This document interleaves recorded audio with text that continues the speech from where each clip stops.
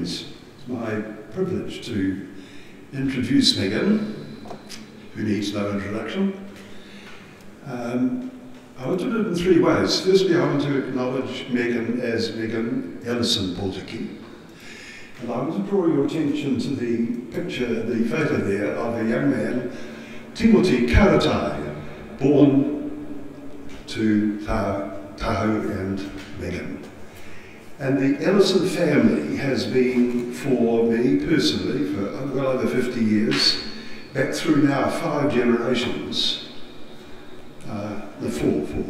four generations, part and parcel of my life and of Methodism in Dunedin, and as our leaders, the family leaders in all sorts of ways. And Megan is showing that as the director of the Institute of Technology, in welcoming you and in commending you for being in such a position. We are aware, Megan, it's not without its problems. The newspaper every week seems to be telling us how difficult it is to be an administrator, particularly in tertiary education.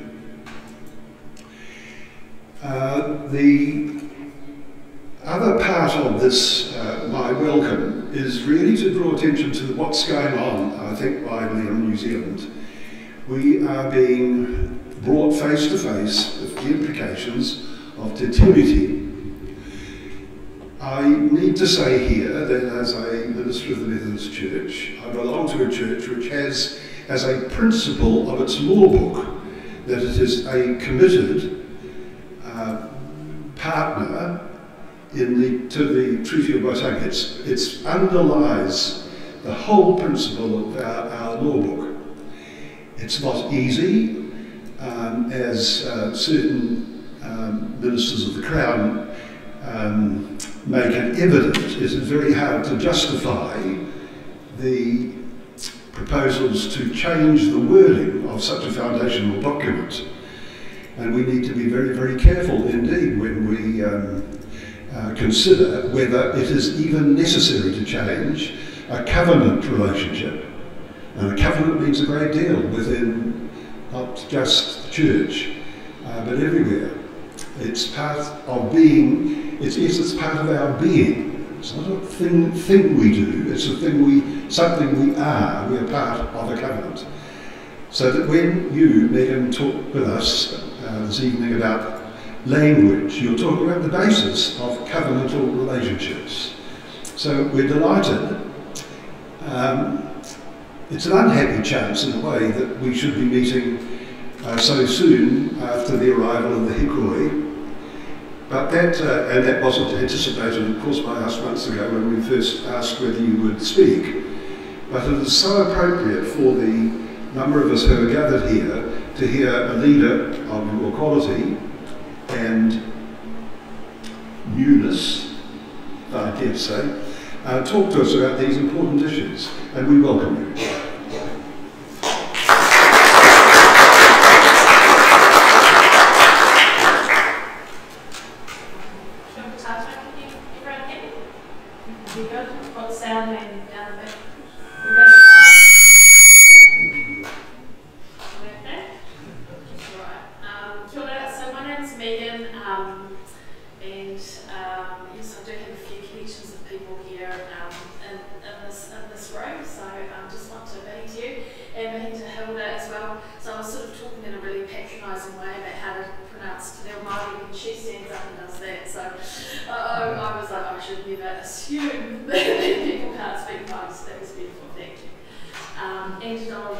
We've got a long-standing relationship through my dad, my people at work, because I'm running the Potiki at the moment, which you can imagine is a bit difficult. And people say to me, why do you say yes to these things? And well, I would not say yes to this because if I didn't say yes, my dad would be very happy for a start.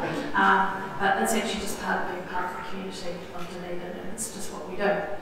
I have got a picture up here of my son, Timothy Karatai, his name is, and I wanted to put him up here because my husband, Otakou Potiki, passed away 5 years ago, and He's a spitting image of him actually, which is really lovely. But also, he is probably my why for why I studied history, why I'm interested in everything Maori, and it drives me. Because he was an unusual child. He had existential issues at a very young age, and he would, this might disturb you, but he was probably at the age of 4 or 5, he would hug us and run his hand down my back to feel if there was a zip in my skin, because he felt like he was living in an alternate universe. So he challenged my thinking very early on, and we were quite disturbed by it. But actually what's occurred is that he questions everything. And interestingly, he's in a Catholic boarding school called Otakou, which is in the middle of the North Island, 10 kilometres out of Fielding, which he asked to go to, which was quite an experience for me. And he's in his 4th year there, and he's blossomed really into a pretty cool kid. He's 16 and still not a lot between years, but he's I'll be honest, but he drives a lot of my thinking, and he questions everything. I think that's probably what I'm proudest of, it's that I have a child that questions everything. I can talk to you about language lots, and I'm going to be careful about the sound here. I might feel like I need to turn that away actually, maybe. But it's all intertwined into history, and there's a lot that I can talk to you about. But I also, I'm actually not a big talker, believe it or not, so if you've got questions, we definitely need time for questions, and you'll have many questions, and no question is a silly question, please. Any question is a good question. I've got a... maybe I should take this off. Do you feel I should take this off? Use this, maybe. Just turn that one on. Do you think I should just use that? Turn that one off. They're switched off. They're both switched off. Okay, they're both switched off. Can you still hear me? Yeah. So I've got a map up here that shows obviously New Zealand, and it also shows some particular areas. I'm not going to go through all of them, but I don't want to tell you stuff yet, because you probably understand tribally sort of where we come from. But we are a mixture of a number of people, and some are past tribes that come probably directly from Polynesia. We're proto-Polynesian, so we cover Hawaii, Tahiti, Rapa Nui, the Cook Islands, those sort of outer islands. And we can trace that through the Peter pottery, we can trace it through language, which is absolutely incredible, and we can trace it through even whakapapa. When I went to Hawaii, I was like, they look like Maori, but they speak with American accents, you know, it was quite confronting. And then if you go to the Cook Islands, the mountains have the same names. So it's easy to trace. So we have some early history into the South Island, but really hard to know what that early history is. And we know that because of old place names. Place names tell us so much. And then we have a migration down the coast of the east coast of the North Island. That was probably about 400, 500 years ago. It's really hard to timeline this. And as each group of people came across the Cook Strait and down, they married in, and I suppose the last tribe to do that was Otakou. It was from a guy called Potiki. Now Potiki, the ancestor, a lot of tribes are named after men or women, never stepped foot in the South Island. He was 13 generations after him, his descendant crossed over to the Cook Strait. So people have this assumption that he lived here, but he lived in a place, I don't know if you've seen the movie The Whale Rider, but he was in that area, and that's where he lived. So we have very close connections to the east coast of the North Island, and they're still very strong. We've married back in there, we have language that's similar, there's a dialect that's similar, so we actually maintain very strong connections with those. So we're a mixture of a whole heap of people, as you all know. We call ourselves Otakou, but we've got a number of different tribes. And there's, I suppose, if you look at detail, why we came south, battles and feuds. Battles, feuds, illnesses. We had a pattern of leaving an entire village and moving to the next. and that the battles wouldn't have happened within a week. It would have been years and years and years and intermarriage and so forth. So we're a mixture of a number of people.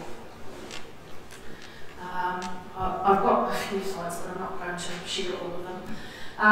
And our tribal area takes up 52% of the geographic mass of the country. So it's it's that little shape that you can see there all the way down to the bottom. So it's huge. It's a big mass. So you can imagine that as a people, we didn't have critical mass. And so critical mass you need to maintain a language, for example. And so we were spread out. I don't like to call ourselves nomadic. There's this idea that we roamed around and we didn't have villages. I want to disrupt that myth, because we actually had a number of villages, even in Dunedin. People think that my village, Otakou, out on the edge of the peninsula, that we lived out there, but we didn't. We were pushed out there by colonisation. So we were through the entire South Island. And we moved seamlessly because we followed certain tracks.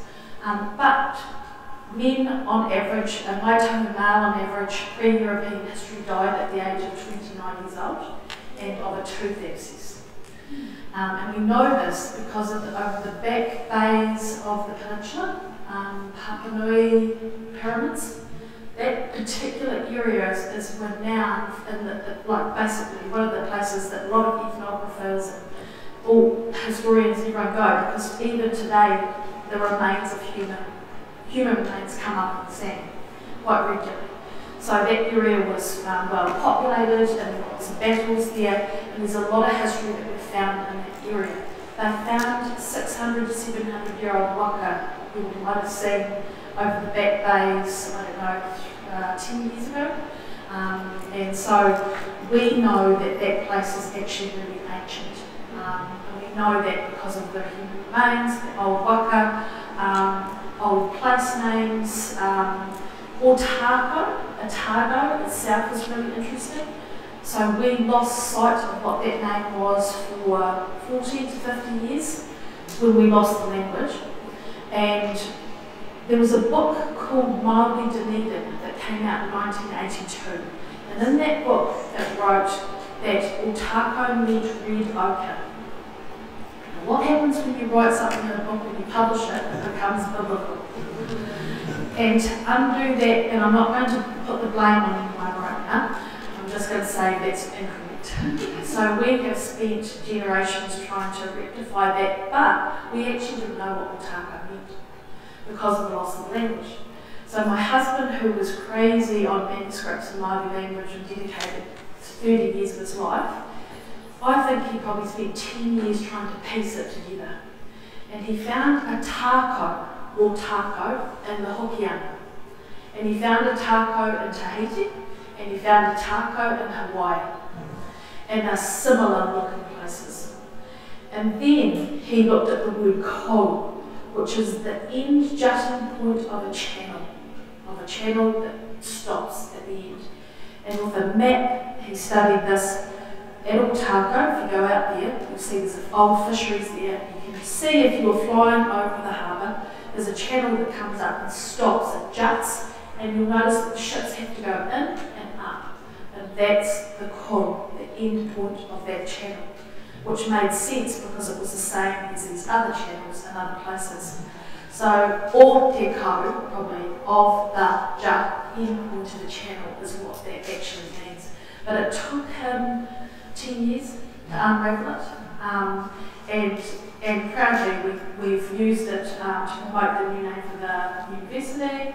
And so we're trying to undo some of those old incorrect stories, because we didn't have language at the time, we didn't have enough speakers to even understand these old place names. So how should it be spelled?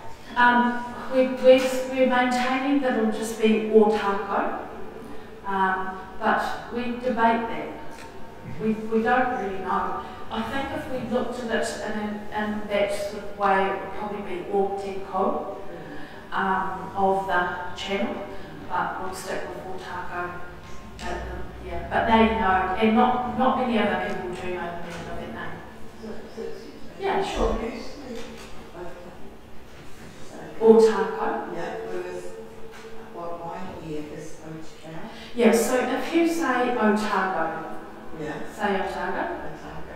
I'm Otago. not from down here. Also, Otago is actually the sound that the Scottish heard from the name Otago, and that's why it's called Otago. I kind of figured there was a correlation, but I just, if I'm hearing you saying it differently to how I hear it. Yeah, well, it's just a mispronunciation. I don't know why it changed to Otakou, because that's not, my grandfather never, he doesn't know that. And I don't think you would have ever used Otakou either. I think I heard the difference. You definitely. A long time ago, and I found it very difficult to, well, I knew what I should say, but didn't say it. Right. Yeah. But if you just think Otago, it's Otago and Otago sound the same. They are the same names. The Scottish kind of Scottish-fied it to Otago because it's a guttural sound too. So the G, because I was just saying before, Maori language comes from a different place in the mouth. So when we talk about would you like a cup of tea, it is you speak, if you say a cup of tea, you can feel your tongue at the front of your mouth and you feel the language there. In Maori, that sort of accent, that Maori accent, I'm going to the shop to get some fish and chips. That sort of, which I'm really bad at. That actually comes from here. It's guttural.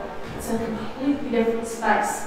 So when Pākehā arrived here, they heard a G instead of a K. They heard an L instead of an R. My daughter's name is Lipika, and sometimes people say, is it Lipika with an L? Because they hear the R rolls like an L. So it's just how they heard it, and Otago became. It's just the same thing. Yeah, it's just, like what you hear now, they say art. It's hard for your generation probably because it was a bad thing. My generation, because I've only lived in Dunedin, well, not even my life, so that's how I feel it since I'm 14. Oh well, we'll just go on a mission to try and get the fire. Just talking about some of those, us being nomadic, but not being nomadic. We lived all over the show, but we had tracks. And we had tracks. Our highway was Otakou. So Otakou is actually the name of the harbour. It's the entire harbour, but it became the name of the province. Legally, it actually became the name of the province. And so Otakou itself was our main highway.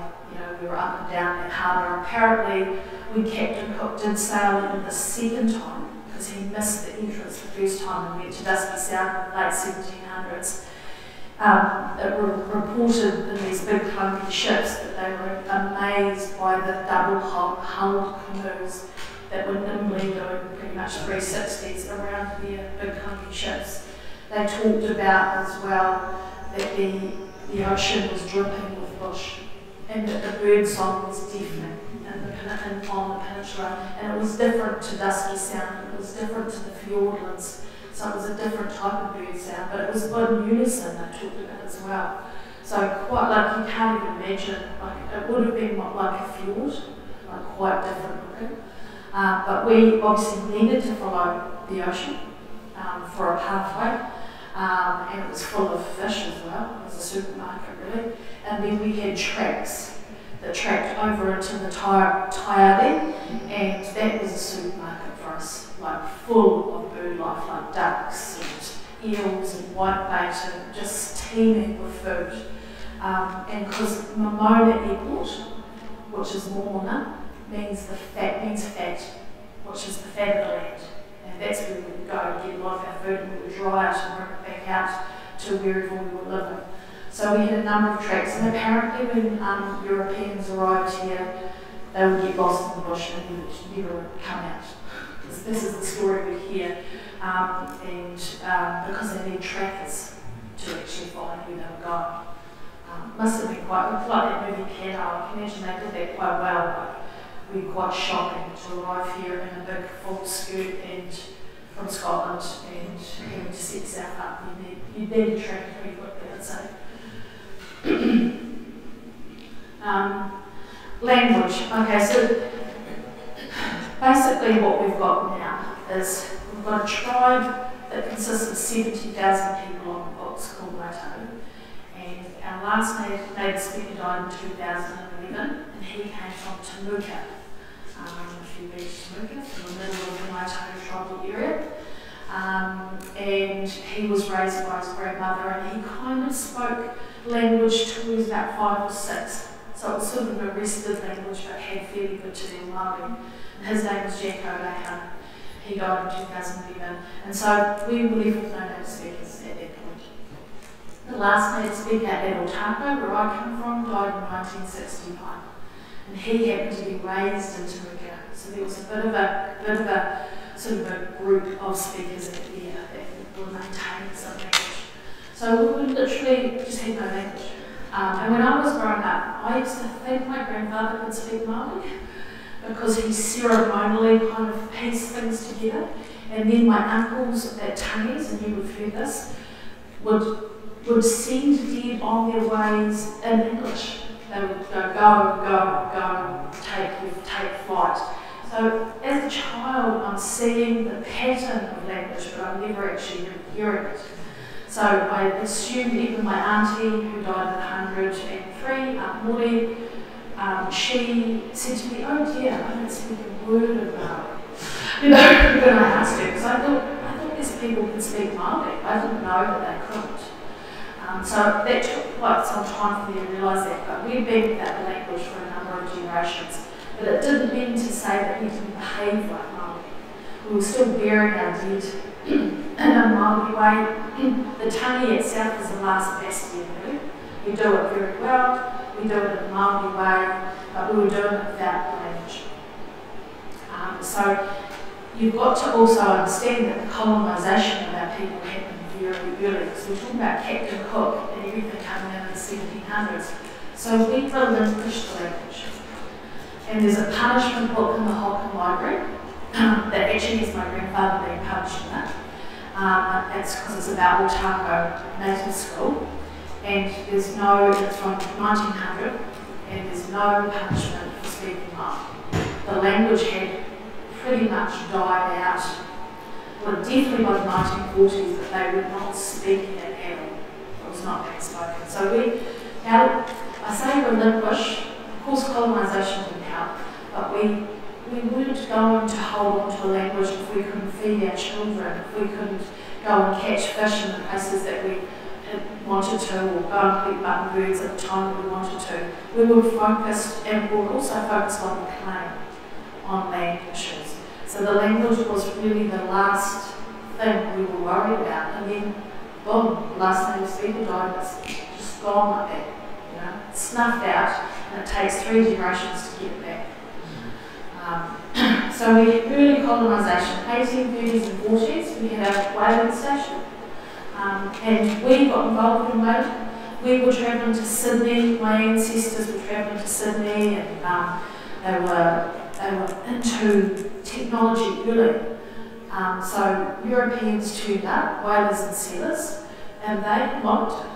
We had whaling stations, we had some skirmishes, don't get me wrong. One of my ancestors did burn down the whaling station, Taiwan, and there were some issues, because you can imagine, I actually can't imagine what it would be like being an alien turning up to the peninsula, and I don't know how that must have been for Māori to first see white people. It must have been, and let alone ships. I just don't know, I can't imagine how they could reconcile that. In that period would have been the biggest change you would have seen, I think, in our life, in our New Zealand lifetime, I would say. But we were into it, and we wanted technology, and we wanted language too. Apparently my ancestor Karitai was found with a stick, and I don't know who it was, a Pākehā, trying to get him to teach him on the beach to write in English. So they knew the power of another language, and they took that up with gusto.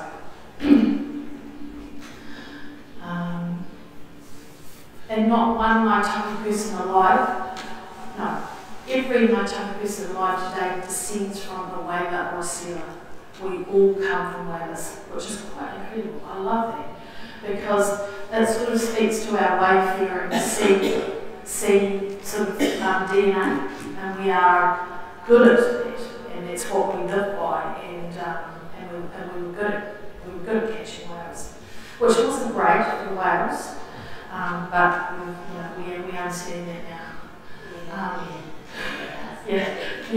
Well, they apparently down the peninsula, the sand was blood-red with whale blood, and it's the stench of it, and they would bring them in, and it wasn't ideal, but it went bankrupt in the end. So across the world, so that's another story.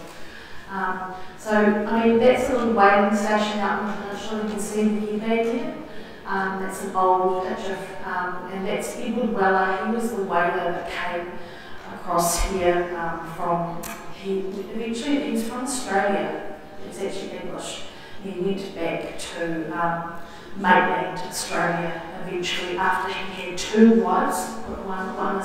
One from, and you had to take wives early.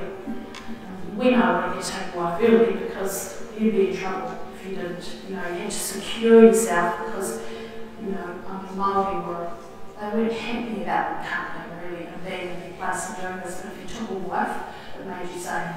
So I come from one of the wives, and my dad's name is actually Edward Wells, named after him. He went back to Maitland, left the wives and the kids, and he actually drowned in his house in the Maitland floods, and that's all we know about him, because that's what they did.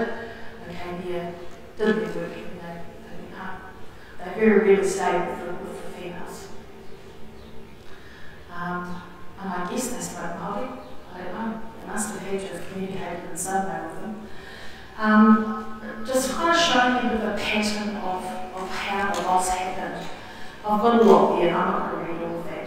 You can, and it'll be on video, but obviously measles hit Otakou in 1835 as well, and it was pretty devastating. And there's a little quote there from William Palmer, who was a whaler in 1891. The Maori is so bad with the foul disease that for the want of attendance they had crawled to the stream for water and died on the spot. The white man afterwards buried him in the sand.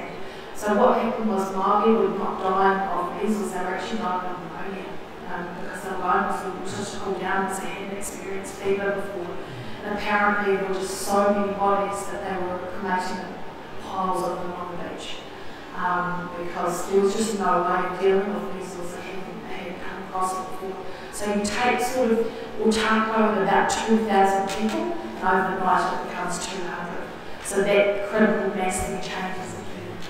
And this is not a story that's unusual to, or just to Maori, this is across the world. Feel free to ask questions if you like, because we keep all the time. And that's the method. So I just want to go back to some of those place names, and I'll show you another map. But you can see it does show you a little bit of the bush and how that, I think that's looking down. I feel like that's coming down from High Street almost down into Dunedin, which you can kind of see Bull Street there. So you can see the landscapes are incredibly different. And this is why we've got problems with the hospitals, because we're actually on water. That is the issue. We're not, we haven't really dealt with it.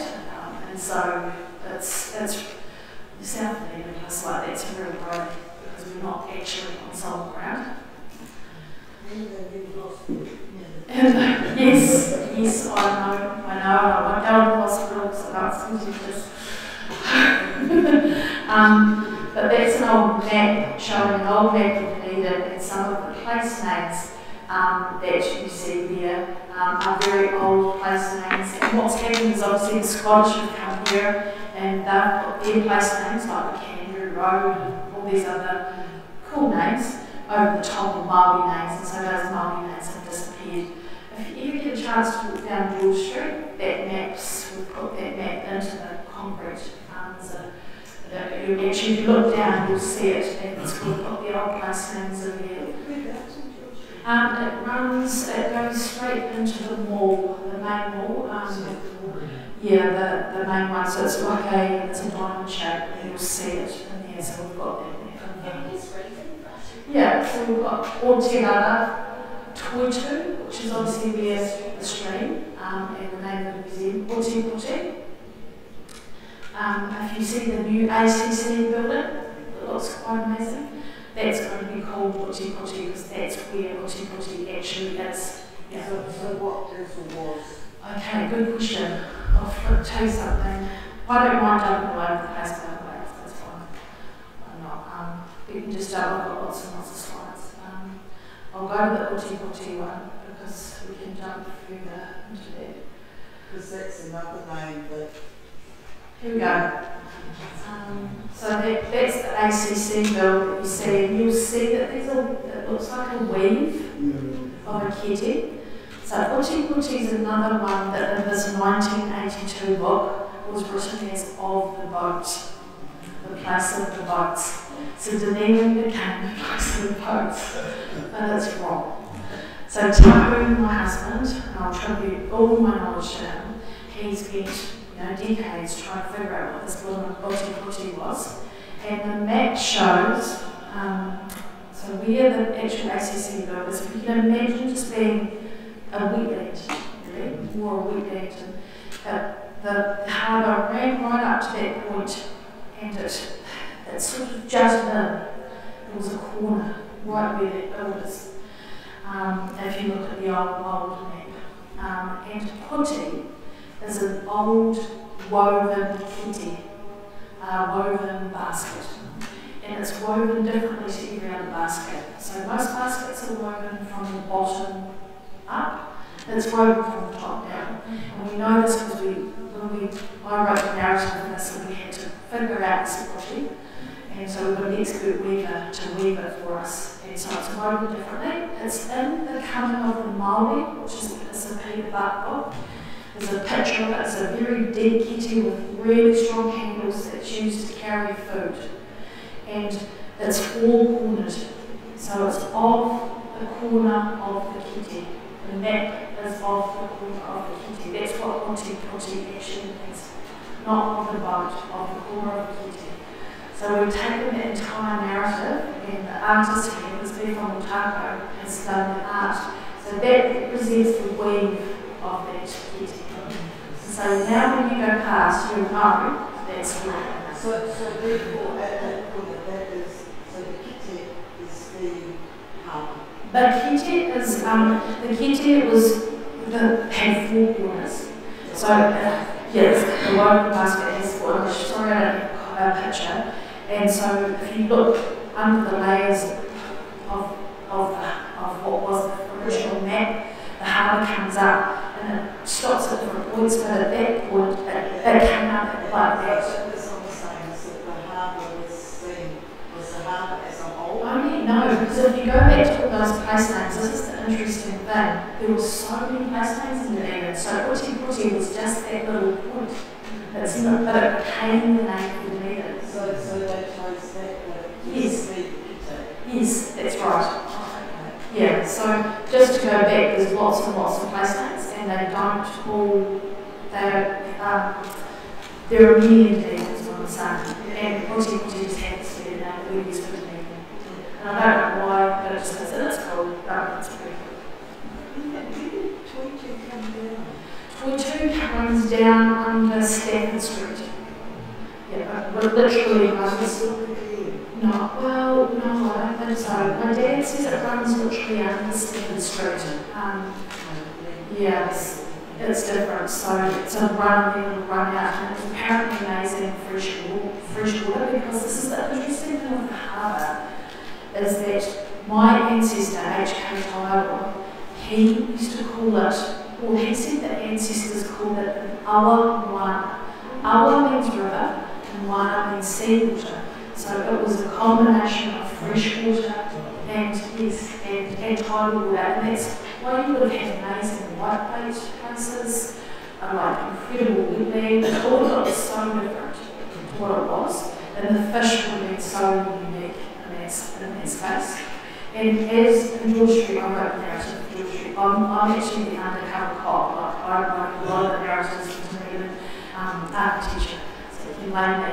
I wrote one for George Street, and George Street, if you look down, you'll see a beautiful quote about the salt water and the fresh water coming together. It's about Maori and Potiki coming together, and it's good.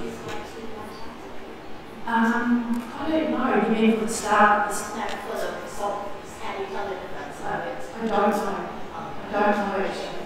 I'm sorry, I don't know that one. So with all of these things, because there's a lot of quotes from George Street. Yeah.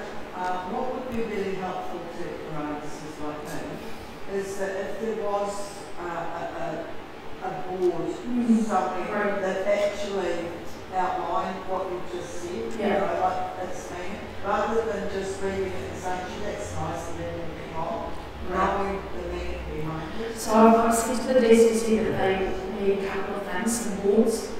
They probably need a dependent tour at some point where you can go and look at all of these new builds, and as well as a QR code, so you can take your phone, you can press on it, and out comes the history, because that's really technology. I know that's quite useful, but I hear you, and I have flagged that issue.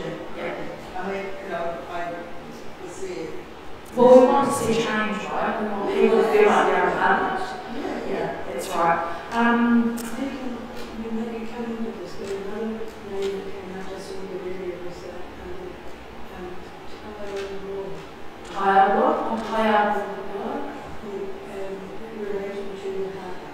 Taiwa. Yes, Taiwa was the ancestor who I descend from. So Taiwa heads, which is where the Otakou colony is. He was quite a character, and so that's why they named it Taiwa heads. He got into the alcohol later in his late years. He was quite a character, and the whole family, the Taiwa family, they're quite characters. It's a real living DNA, but he was really loved by Europeans, and so that's why it's called Taiwa Heads. So it's quite a well-known name that we pretty much, most of the people from Otakou all descend from him, or Karitoa, who was his sort of counterpart. And he wasn't so well liked by Party.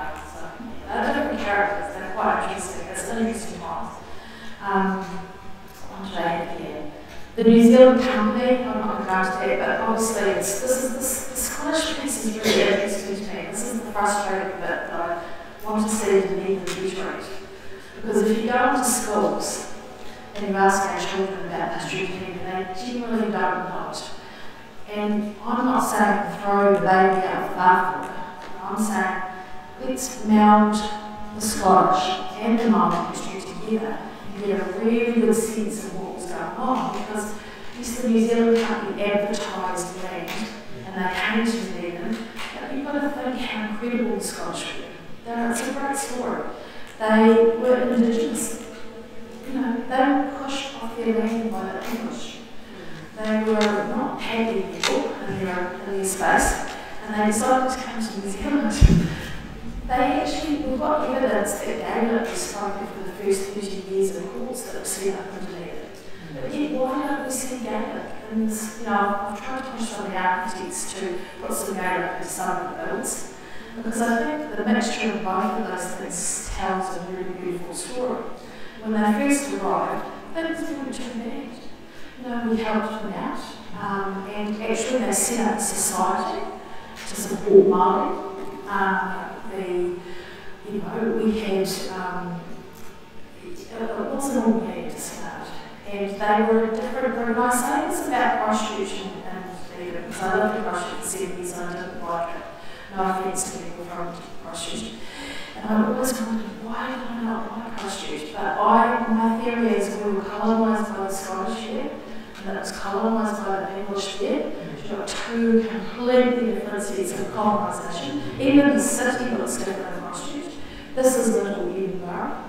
And you just got a different vibe, and I think that part of my plea to teachers, etc., is don't not bring that into the history. Because Māori, I can come and my cup's full of all my Māori history and bring all of that. but you need to bring yours. We need to talk together about both of those pieces. They're really, really important, but we don't seem to be quite there yet, unfortunately. But yeah, it's an interesting story. It's the only one of its kind in New Zealand.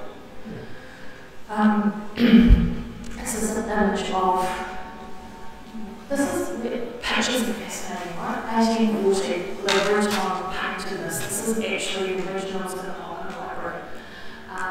But it speaks volumes. 1847, they romanticised the peninsula, because you see those peaks to the back that are nations. So the tune is quite romantic. No, it is not. But then you've got these amazing whata, those tall, I don't know, what do we call them? That's where we store our food, on top of those. Yeah, so that I go, I was so rats, etc. I'm not exactly sure how they stopped from falling out there, but anyway, they did so that was food on top of those. Then we've got like this part down there out front here, washroom. We've got full of, the place was full of ships. We were the lead financial, we were the capital financially of New Zealand. So we had lots going on. And then eventually the gold rush, and there was just so much. So you can imagine our village with just this modern wave of everything Scottish, everything Pākehā, you know, and so really hard to hold the tide back on colonisation. Very, very difficult, because they wanted it all, but then trying to be Maori as well, so really hard to balance all of that out. But I just think it's a really love these pictures, because they're just little codes, you can see them, quite fascinating. We have treaties signed in 3 places in the Otakou province area. Onaku, which is an Akaroa, Bluff or Ruapuke, and Otakou. And so that's why we have a treaty festival that goes around those 3 places every year, so you wonder about that, that's why. And it was signed by Otakou and Colonisation. They say at the headland of the peninsula, some say on the boat, some say on Pilot's Beach. And so we signed that, and we signed it in good faith. You want to know why there's Waitangi tribunal claims. It's a simple equation. We thought we were signing it with the Queen, because that was our thinking. And so we thought, she's got our back. We've signed this, we've signed this deed, it's going to be great. We'll sort some things out, and then as soon as it was, things were broken, promises were broken, and that's where we had 150 years of fighting with the pen. We put the weapon down, and we took up the pen, and we educated our people quickly. Early lawyers, doctors, and they became MPs in Parliament very early, and that's how we decided to fight. And we still, I think our tribe pretty much still try to fight that way today. So you say Ngāta Tahu? Yep. NGA? Yep. So why is it KA? Good question. It's a dialect. So the southern dialect is K, and so the NG. So you still say it how? I'm really slack. So do you, I mean, like, do you say, is it looks like Kaitahu? Yes, Kaitahu. So you say K? Yeah, yeah. So my husband would be, he'd be annoyed with me if he was here, because he was very much, he was the person that really revitalised the K and a lot of our language. He was passionate about it, but I was taught by North Island Māori, and I'm very lazy, and I fall back on that a lot. But I always think, hey, as long as the language is being spoken, it doesn't really matter about the dialect. That's kind of my approach, but Tahu, my husband, would be happy about that. And, excuse me, did he go to Australia? He did. He got kidnapped, actually. He went a couple of times. He got kidnapped and he got taken. I know, hilarious. It's a hilarious story. I think we should do a little movie on it. He got kidnapped and taken to Sydney. And that's where, when Taiaroa and Karatai went to Sydney a number of times, they actually went and they wanted churches and schools. And that's where they had discussions about churches, because they could see the power in missionary and the Bible language, all of that. And so that's when that discussion became important. But he did, I can imagine like just wandering around the streets of Sydney in a big full cloak and a full face mask. Like, I don't know, it's sort of comedic to me, but I just can't imagine what that must have been like for people from Sydney. I don't know, but it's quite an amazing sight. Yes. That's right. Because there were two influences which brought into That's right. That's right. So Watkins and those early missionaries were incredible and came through and changed our thinking. I might just jump to that actually, just because that's a good. Because I've got lots here. I don't want to talk. I don't want to do a talk fest to you guys at night. There's lots I can talk about. Missionaries. I'll jump all over the show, but it all threads together. But missionaries were important to us, actually. So what you've got in the North Island is you've got some pretty difficult collision of religion and whakapapa and being Maori, and there's some really probably terrible stories. We don't really have those here. So what we have is we had Catholicism turn up first, Pompey,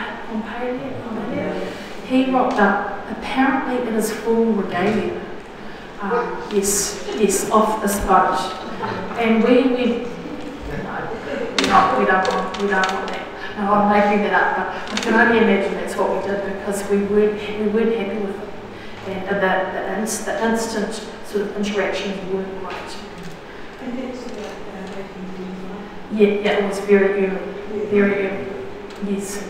In the 1840s, yeah. That's right. But I mean, it's quite interesting that we didn't take that one on. And then eventually we had a range, so Reverend James Watkin was our first, and he's attributed to out at Waikato, his station out here and his church, etc., set up there. His quotes about it, because he came through Tonga, Hokianga, I mean, these are amazing people. They could speak Maori.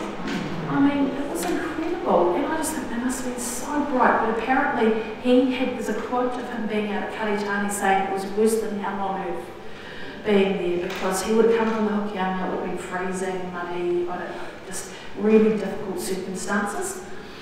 So he was the first, and then we had a number of them, and the reason I've listed, and they're not all referenced here, sorry, but I've listed quite a few, not necessarily in good order. Reverend Vollers, who lived on Ruapuki Island, which is an island below Bluff, where the trees are like that, and it's just awful if you've ever been there once, and cold, and he lived there. But he was amazing because of these men, they collected verbatim copious amounts of manuscripts. They turned the language into a biblical language so that they could do their sermons. They could speak Maori. They ended up getting our people, they quickly, became religious, obviously, baptised, and they were doing sermons themselves.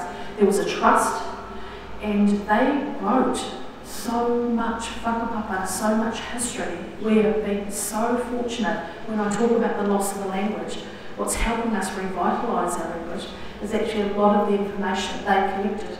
The beauty about Reverend Vollers, who's from North Germany, just amazing. Yeah, right, there we go. He actually didn't taint any of what he wrote. He just wrote it verbatim.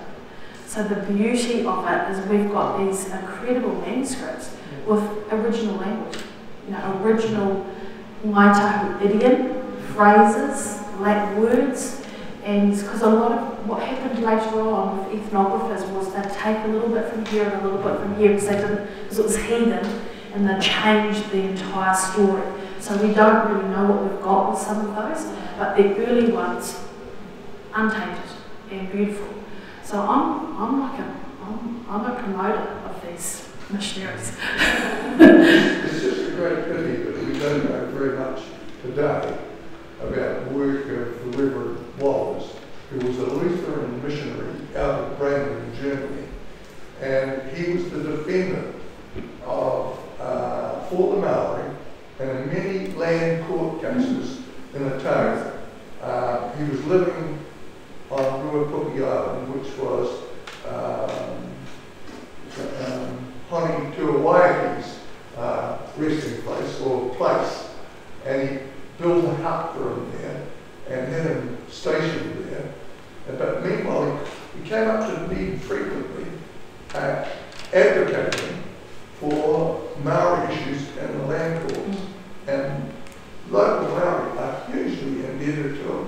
And as a Pākehā, we know almost absolutely nothing about them unless you go digging around the manuscripts in the home. Well, these names, and look, there's many stories, and I won't go through all of them, but they're incredible stories. John Boltby himself was a sealer, and he walked the breadth of New Zealand with a guide, and he wrote a book. There's a book that he's written, and it's an incredible story about us in the early days.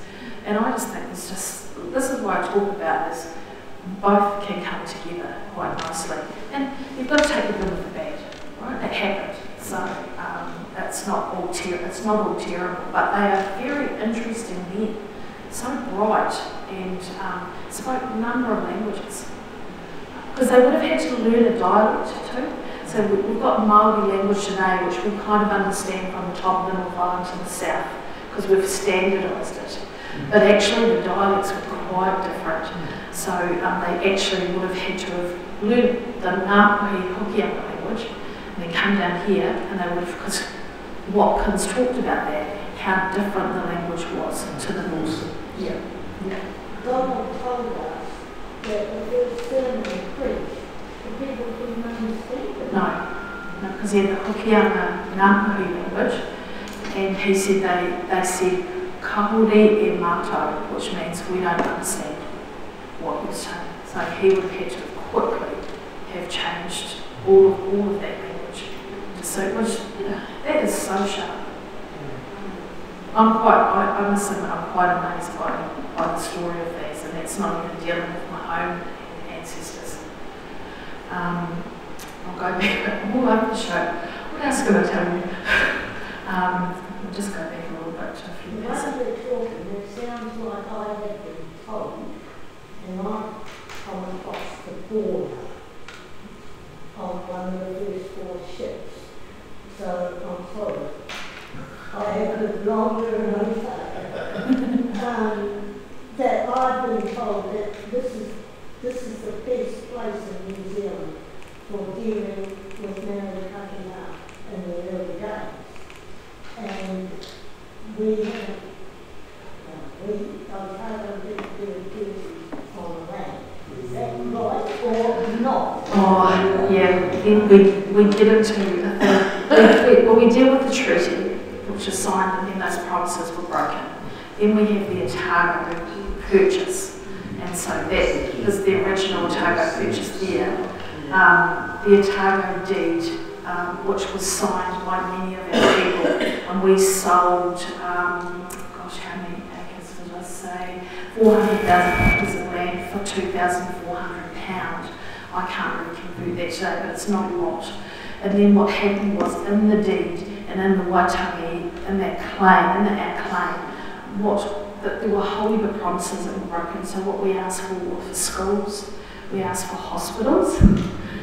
Interestingly, the hospital has a Maori name that we haven't really transferred as such because of what's going on at the moment, but it has a name that's related to retribution, really, of wanting a hospital. Yeah, as in, or reprisal, however you want to look at it. It's a name of a house that was at Otakou that belonged to a man called H.K. Taiwa, who was the first Southern MP here and for New Zealand. He's the reason why there are Māori seats in Parliament. He's a very interesting man. And his name was called the house was called Whakatiputuku, which was about the next generations and about the broken promises that his dad left him and said, fix them, my boy, because I've signed some deeds and I've stuffed up. And so he fought his entire life for schools and for hospitals, and so we took the name of his house in Otakou and we've given it to the hospital. And the hospital will be called Whakatipu if we get to the place that we want to get to. Pardon? Oh, that was just an image that came up, sorry. Sorry, yeah, I know, I just threw that up before. Apologies. So that's why, if you want to know, we have lots and lots of issues. And they came a bit later. They came with the signing of those deeds and the broken promises. We're not talking about war. We're not talking about muskets at this point. We're talking about a policy war that started to occur in the 1840s. And from then on, policy after policy, pretty much against our people. And you wouldn't necessarily say targeted, but never considering the welfare of Maori. And so the Maori claim really is just actually a fight in court over 150 years. And that's why we put our people, we educated our people very early. We sent our men to Maori boarding schools. So Te Aute in the Hawke's Bay is a very famous Maori boarding school which my grandfather went to. And at that time, say we're talking late 1800s to that century, you had to have Latin to go to university. And that school taught Latin. All the Maori boys' boarding schools taught Latin, so you had a swell of Maori boys going to university. Sir Apiranangata, who's on the $50 note. Tom Allison was all black, quite a famous guy. So Peter Buck, a whole heap of them. The government eventually got wind of that, and they stopped Latin being taught in those schools in the 1900s, and they turned the schools into agricultural schools to turn us into good farmers and good nurses, etc. And there was a hiatus, literally a 50-year hiatus of no Maori going to university in the early 1900s, really. We talk 1800s. It just stopped. Yeah. And that's because we couldn't get in there. We couldn't get into university. Yeah. So these sorts of things were happening under our noses without us any control of them. And we didn't have a critical mass in Parliament to fight them. And so that's what all these claims are on. And very complicated. This is a bit simplistic. You wouldn't really think the mass of Maori people here the way there was in the North Island, same thing. And the gold, the discovery of gold in 62, 62, would have been a huge distraction. Totally, and the gold, Dunedin was a different city then, and that gold rush was amazing because it was a leveller. Anyone could get gold. In fact, my ancestor, who was Maori, he single-handedly found the most gold in the history of New Zealand and Shotover River. So Maori Point, I don't know if you've ever drunk Maori Point wine, it's quite nice Pinot wine. That's named after him, sorry, I do like red wine. That's named after him. And so he went in, his dog fell into the Shotover River, apparently this is the story, come up and he found this gold. And so he sent all these Ellison children, they had 12 of them, because they had lots of children living, to Te Aute. And that's where we get lawyers and doctors, and the woman went to Te Waipuna with girls in Christchurch, and they became nurses and housewives, less about probably becoming lawyers and doctors at that point for women. And so and then it shifted. And the dial shifted. There was a lot of money in that time for that particular family.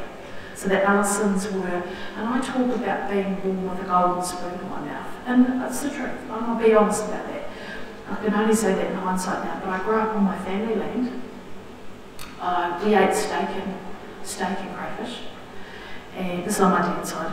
And I grew up with my dad and my grandparents and all my aunties and uncles. I didn't grow up speaking Māori, I grew up on my marae. I grew up thinking everyone grew up like that. Totally in my identity, thinking, I was 18 when I realised I didn't even look Māori. Because I grew up in my village and everyone knew I was Māori, and my Pākehā mum, her parents lived in Trafalgar Street in South Dunedin, beautiful, beautiful people. They ate tripe, tongue, all the bits of animals, and they were poor.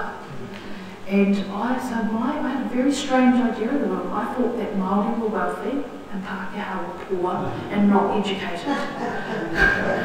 Because I was the first in the family on my Pākehā family to go to university, whereas I was way down the track in the Maori family. So I had quite a strange idea of the world. And I've learned, obviously, that things aren't quite as they seem, but that's what Otakou was like for us. We lived in quite a wee bubble. We were quite protected. And we probably did think we were a bit better than others. Do you think that, Don? I think at Otakou we did think we were a bit better than others. So it's part of the family that kind of South. Yes. And that was important. I think I sense the Austin family had a wider view of who they were than any family that Maori family that I know. They belonged in so many places and spread to so many places. Yeah, we did actually. We bred out my family. There's Allisons everywhere. The big breeders. We married into all sorts of different tribes, and I don't know. That's just us. I remember Maori wearing white feathers when we celebrated the prisoners who made the roads, who were prisoners of Parihaka.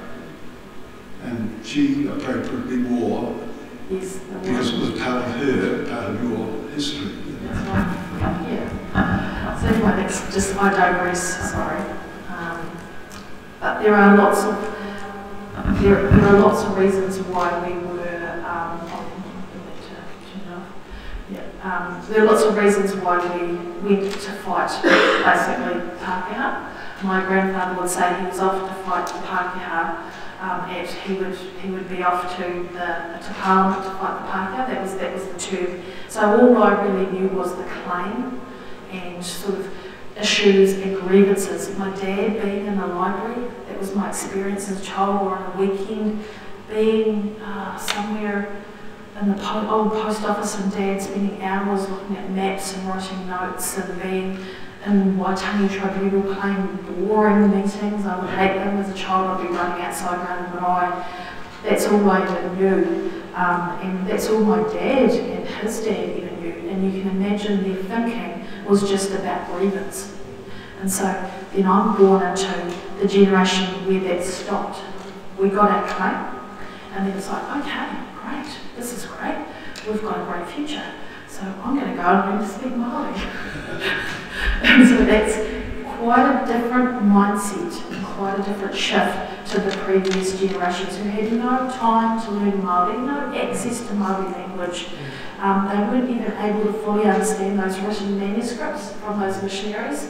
So we're sort of this new generation, or we're older now, that were able to go and learn, become fluent, look at revitalising the language in our tribe, and then speak Māori to our children. And so the shift has been quite different. Also, we all decided, and this is going to probably sound really odd to you, but we all married Otakou. So I consciously knew I was going to marry one man. Now, don't ask me why or how. I think I was just raised in such a political environment that I thought, well, how am I going to do this? I'm going to have children that can speak the language. Now, either I marry Pākehā and tell him he must learn Māori, or I thought it might be easier to marry a Māori that speaks Māori. So that's what I did. And there's been Hannah O'Regan, she married within the tribe. There's a massive generation of us that all married, I'm going to say each other, because we were on a political mission.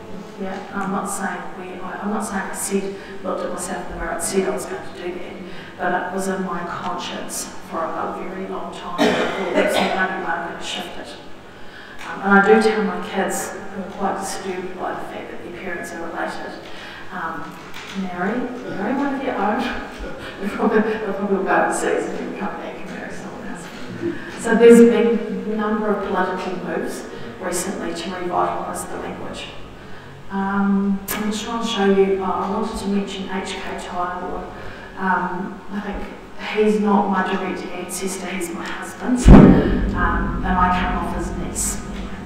But his father was Te Mati Taiaroa, that Taiaroa heads is named after. And he was quite a legend. I'm biased. I call him the godfather of the Otaku clan because he was so sharp. He was born in the 1830s, we're not sure when, and so he was born to a different name, into a Maori world. His name was Huri Whenua, and he was baptised, we think, about the age of 7, and his name became Potiki, named after George Grey. You would know George Grey, the governor. He was quite popular. Yeah, of course, right. And so he became, we called him as HK. Now I just can't imagine his world. So he's born in Maori, first language Maori, all this stuff was going on. His father left him his last dying words in a letter, in a parliamentary paper. He's written it in this letter, saying, "Son, I've stuffed up, I've signed all these deeds, it's your job, the rest of your life to fix this." So he then became very eloquent in English and in Māori, and there are 36 boxes of his written manuscripts in the Canterbury Museum. And he apparently just wrote and wrote and wrote in English and in Māori, screeds of information. Whakapapa, old songs, deeds, maps, everything. So the back of the Otaku clan is based on a lot of his information. And he collected what we call lists of food gathering lists, copious amounts of food gathering lists of lots of old kaumātua of the time, and that became the sort of backbone for our argument around our fishing spots and our food gathering places. And so actually there's going to be the art gallery, we are doing an exhibition called HK in the art gallery, and next August it'll be open, and it'll have, there's a Lindau painting of him, there's all of this incredible taonga that we're going to have in there, so you'll be able to wander through there and hopefully get the experience of him. Because we're trying to reinstate him in Dunedin, because he's from Otaku and people don't have no clue who he is. And the reason I showed my son up there to start with, my son's actually named after him, but my son when he was little would be the Otaku, he'd be like, "Who's that person sitting up there, Mum?" And I'd say, "Well, that's a poet, you know."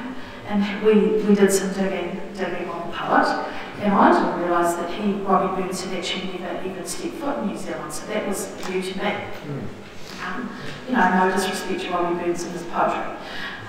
And so we did some digging, and then over the years being inquisitive, he'd say, well, where's HK, because he's named after him, where are my ancestors in his young voice? And it just got in my head. And I thought, well, that's not right. And no one knows who he is. And this guy was the first son of Māori MP. He's the reason why we have Māori seats in Parliament. He's the godfather of the claim. He's incredible. And so we're going to try and reinstate him in Dunedin in ways. And his name of his house is going to be the hospital, if we get to that good point, as well as the reason we've got the name, the ACC Potiki, is because he collected that information and wrote it in the manuscripts. So he's sort of the backbone of all of this information, and quite amazing. His speeches in English are online and incredible. I'll just read you this little one that he, in 1876 in Parliament, he said, "You also refer to the Europeans having brought peace. I reply to that I would rather be dead and live to witness the distress and pain which my people suffer through the deceitful and unfulfilled words of the false-speaking race, the Europeans. But I have not seen any benefit derived for myself and my people from the Europeans. This is what I say, he who speaks falsely to another ought to feel the flames of hell."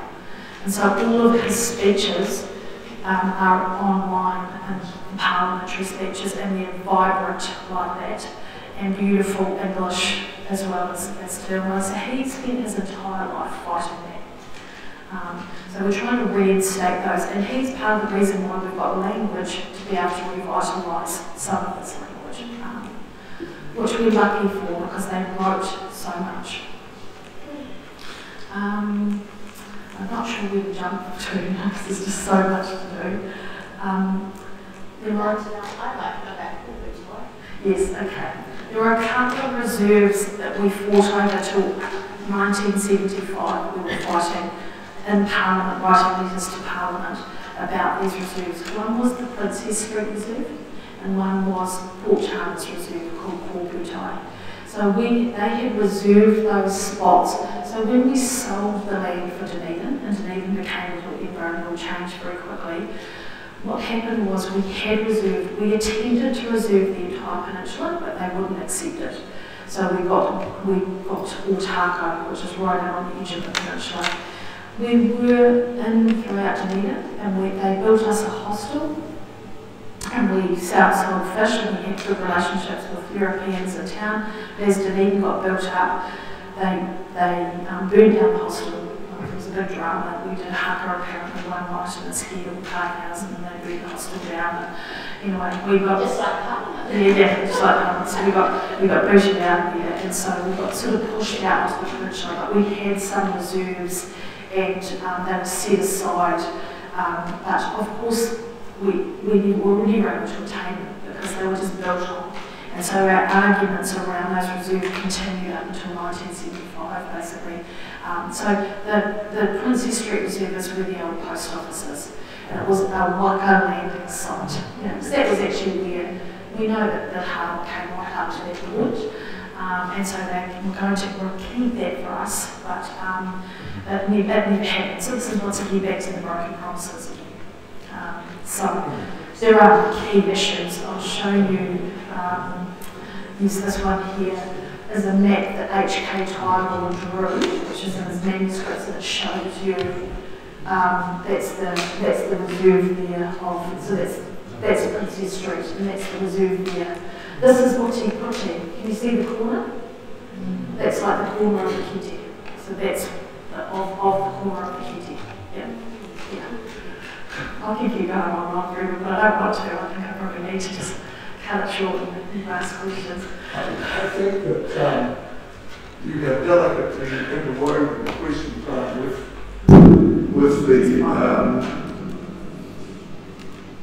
with the speech that you gave, and that was very handy. It means that I don't have to go through the embarrassing business of nominating people to speak or accepting people to speak. It was Mr. Cutton who described local Maori of the landing area. There's documents on it in the National Archives. And I was told when I was doing my Masters in 1974, don't go there, you're the wrong colour. By a highly regarded professor who was my mentor for my Masters thesis. And I did sort of go there, at least in a footnote. So my thesis travelled up to the Waitangi Tribunal for about 7 years. And I never thought I was getting it back, but it did. I want to say that we have been subject to something which has touched our hearts and souls deeply. This is a part of the history of Otago that many Pākehā like myself didn't know all that much about. There are people in here who grew up Elton almost in a Maori area, didn't they? Perhaps you ought to move it. Anyway, I want to say thank you, thank you, thank you. It was Korero Atahua, if I can put those two words together.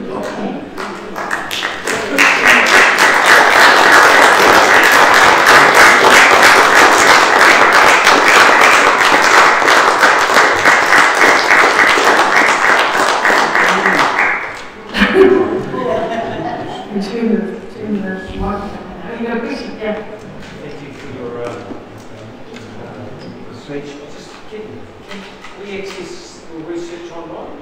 Yeah, that's right. That's got that. I'll send out maybe a link back through an email, but basically my PhD has got all of this. It's a history tour of Dunedin, kind of like, and I know it's a PhD, so it's kind of boring. It's not right to read. But there's parts of it that I think will be interesting to you, and it's really accessible. I deliberately wrote it in English. I could have written it in Maori, but I chose not to because I didn't think that understand it. So I think that would be useful, and you can just flip through it, and I'll I'll somehow send the link out because it's accessible and it's all online. Yeah. Is it through Otaku Yeah, it is. It's through Otaku University. And yeah, I think you can just, as a PDF, I'm happy to send it out. And yeah, I just want people to. I write lots of narratives and stuff for these bills as well, so I'm all about giving out the information because otherwise people just don't know. And for us to share it with others. Oh, totally. Yeah, it's online, so it doesn't even belong to me anymore. Correcting thing, then you print it, and the people they read will get the proper scripts. Yeah, I think the thing with the correction, it's really hard because actually the people that wrote that were actually Maori. And so, you know, I just think it shows the colonisation piece, and it kind of shows how much loss there was. In the 1980s, I remember grass, quite high grass around the island, but I just remember it being a different colour. It was really hard to look after it. The kitchen would get smoked up when you would cook in it. It was tiny, we had no money, and then Te Maori came to town. I don't know if you remember the exhibition Te Maori, and all of a sudden we had to be Maori. And that was scary.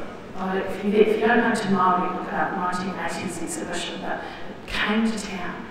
And we didn't have speakers. I mean, my dad had no language, nothing. I mean, we were just right up against it. And so I think that just shows that time, that how much loss there was. And so off the back of that, and one of the things my husband said, and I just want to share this, if you go to Otakou and Colonisation, it looks very Maori, right? But it's concrete. It's the only place that it's concrete molds, which is a genius thing to do in the 1940s because it's Art Deco period, right?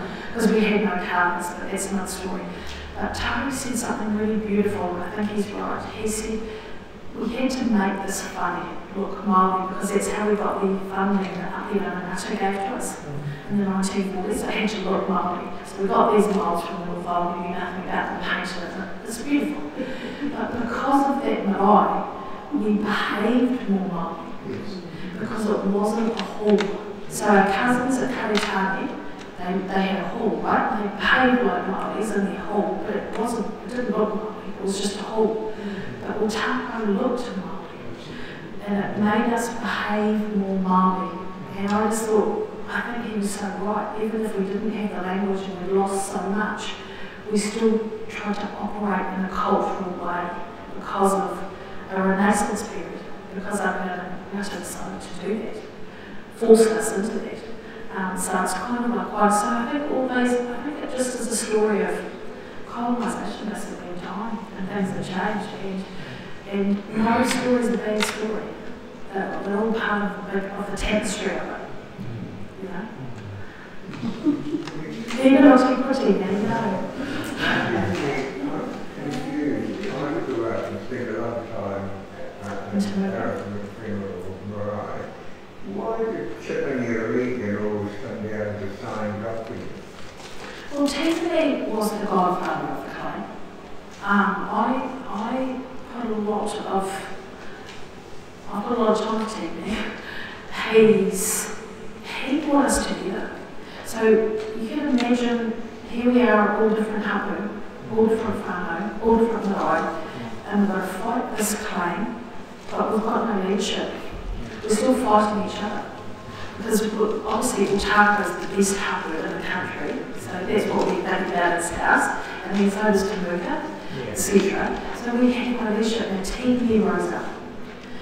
And he came from a bluff mum, and his dad was a top surgeon, cardiac surgeon in Wellington, so very bright, only child. And anyway, very, very bright. And he became a leader very quickly. He pulled us together and he told us we had to be Maito. Because at that point, we were calling ourselves Ngāti Māmoe. On my grandfather's birth certificate's got Ngāti Māmoe. So we weren't under one umbrella. Even Otaku, Mount Cook, that wasn't my mountain. I actually never seen Mount Cook. It's cloud over in China, but it's not. It's a mountain that represents us, but it's not actually my mountain. Because my little mountain is this tile of heads, right? And so he said, Otaku's our mountain, Maito's our iwi, and we're going to get this claim across the line. And he pushed us. He pushed us there and got us over the line. He said that who was the Prime Minister, he was the farmer, national farmer, Prime Minister of the 19... No, before that. No, after. Anyway, 1980s.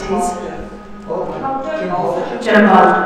Jim Bolger sat in a car with Tina Regan in Wellington, and he put his hand on his heart and he said, we have to get this claim across the line. Like, you know, he actually knew that's what we had to do. And Tiffany talks about these stories. He talks about smoking a pipe with them and actually convincing these politicians, this is the National Party by the way, to actually do something good. And that's why he was signing deeds, because he was wheeling and dealing to get us to this point. I put a lot of, I give Tiffany a lot of respect for that. Yeah. Why did he always come to? Because Temuka was the middle ground. Temuka was the easy spot for us to meet. And it was even in the 1800s, we had a lot of Hawaii in Temuka. And so it was like the easiest, because you don't really want to go to Bluff if you're in Kaikoura, so you come to the middle ground. Temuka still was there. Yeah. And you've got the whole East Coast as well. Yeah, that's right. And you said that about there and Well, and there are some hapu that aren't even in the claim. They fell out. They fell out of the claim because they were angry with the Tiwis. They didn't want to be part of it, and they didn't want to succumb to signing that document with the Crown, because what we got was really pittance. But it was it's a tiny amount of what we lost. But it was Tiffany that actually pulled us together and said, yes, you have to do it. I mean, I'm really proud of the fact that he did that. He's not the most popular person. My son wrote a letter to him after my husband died and said, my dad's died and you were his mentor. I want to know how to be useful to Mato. He's 12 at this point. Tiffany wrote back a 10-point, most beautiful letter that you could frame, telling him how he should lead. And it's just beautiful. He can rattle off those 10 points, because some of them are, you take people with you. You are no leader if you don't have people following you. Just all these beautiful points. Learn to be a Maori. His last point was, be good to your mother. But I think when you're a leadership, I suppose at a small scale, long leadership, you're always up for criticism, right? And he has had a lot of criticism, but he really is quite a magnificent leader. Very forceful. He's forceful. Very forceful. Thank you.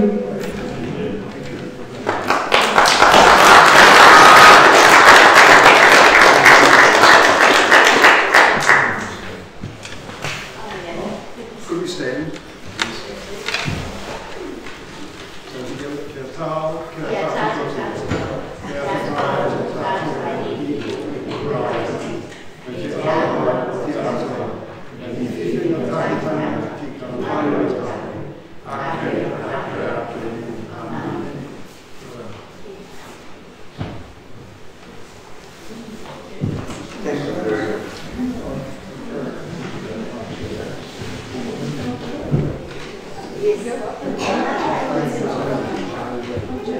Bruce. Yeah.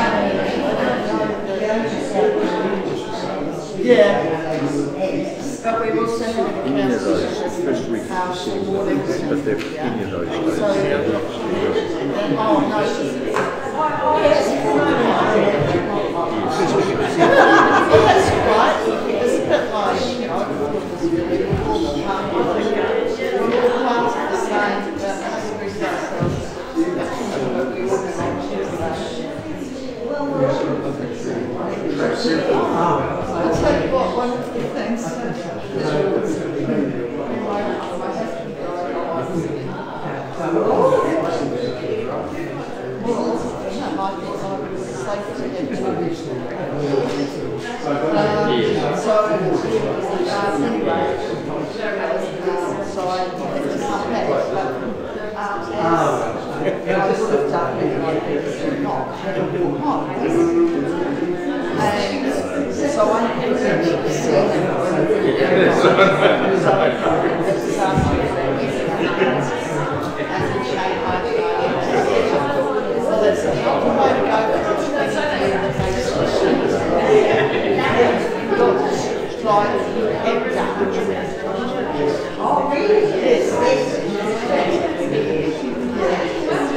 because he knew where he was going. He was fortunate because he had a truck.